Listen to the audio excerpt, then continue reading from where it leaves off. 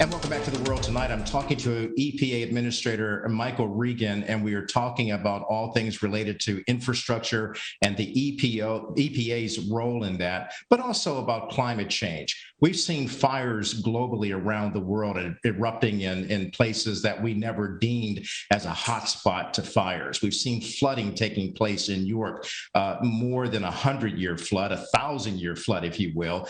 This kind of natural disaster environment that we're seeing, many people are stating is coming from climate change. The United Nations, as you know, has just stated and reported that we are in a dire situation with catastrophic climate change, but we can do something about it.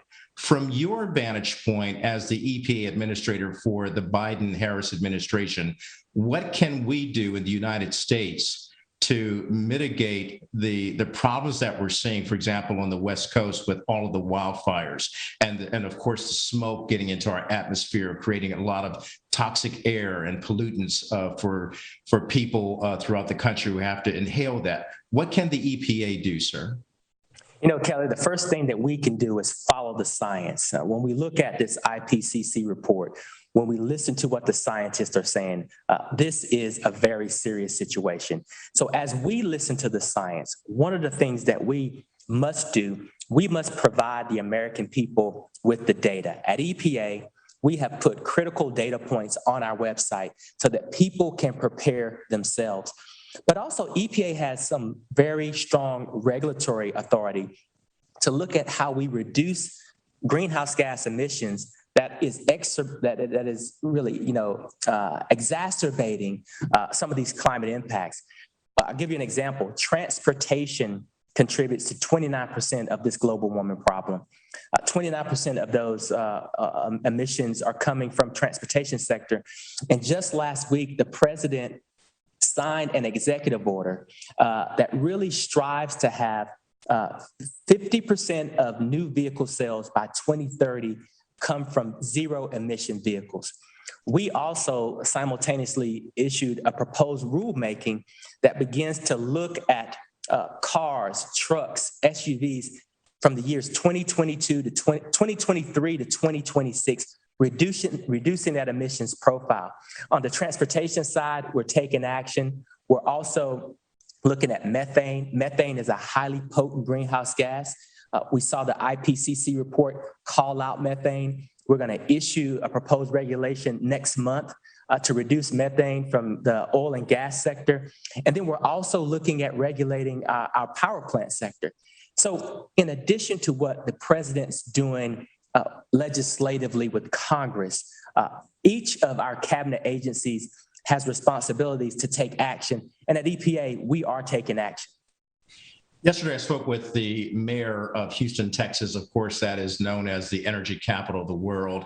Mayor Sylvester Turner explained that he was in full support of infrastructure and climate change from the Biden administration. It will take that kind of cooperation from community leaders, civic leaders, and government leaders all throughout the 50 states.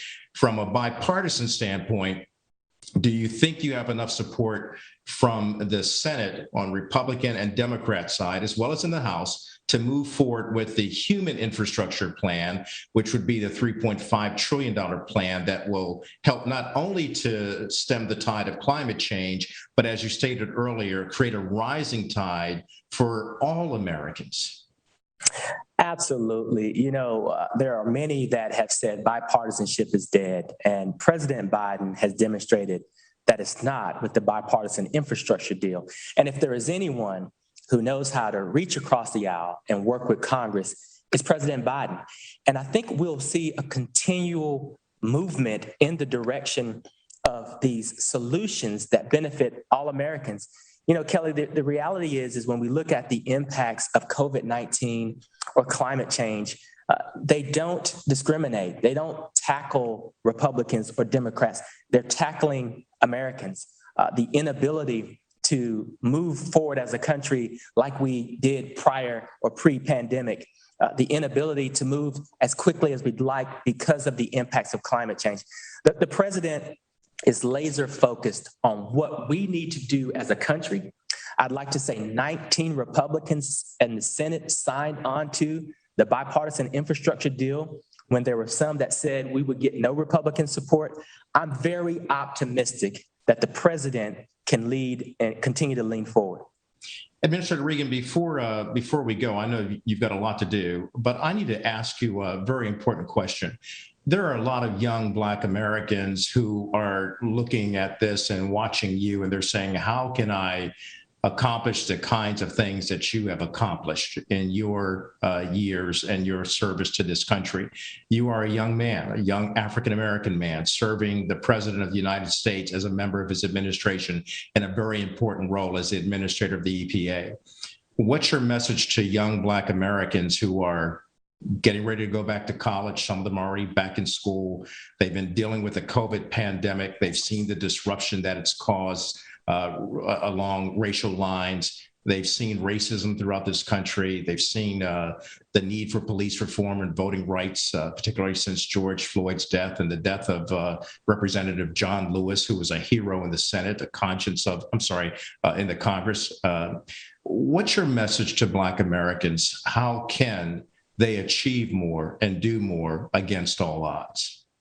You know, my message is we have to be optimistic, and we cannot accept no for an answer.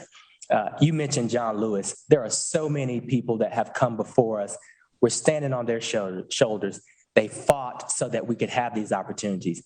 You know, I'd like to say I'm a proud graduate of a historically Black college, North Carolina A&T State University.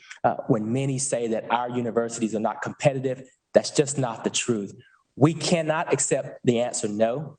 We have to strive for excellence. And we have to remember that all of the big social change in this country has been led by young people. And when you look in the civil rights movement, they were led by young Black and brown people. So we just have to reflect on our history, look at how far we've come, recognize how far we have to go, and let excellence be our guide. I appreciate you saying that, sir. It's a message that needs to be heard, and I think it's echoing a great sentiment in this country, particularly when you talked about let's make sure that that we can have a rising tide. I appreciate your efforts and certainly your information and inspiration to America.